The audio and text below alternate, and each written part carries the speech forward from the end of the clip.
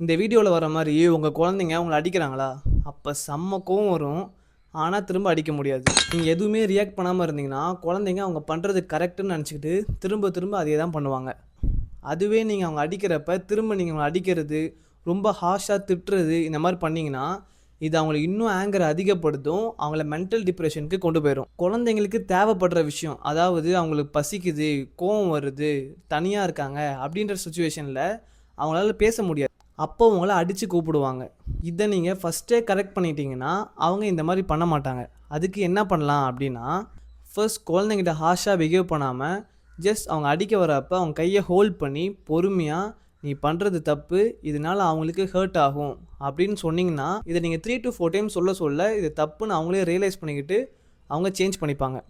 So குழந்தைங்கிட்ட ஹார்ஷாக behave பண்ணாதீங்க. அதே மாதிரி ரொம்ப அமைதியாகவும் இருந்துடாதீங்க. இந்த மாதிரி யூஸ்ஃபுல்லான கான்டென்ட்ஸ்க்கு நம்ம சேனலை ஒரு ஃபாலோ பண்ணிக்கோங்க. அப்படியே யூடியூப்பில் சப்ஸ்கிரைப் பண்ணி பாருங்கள். பை.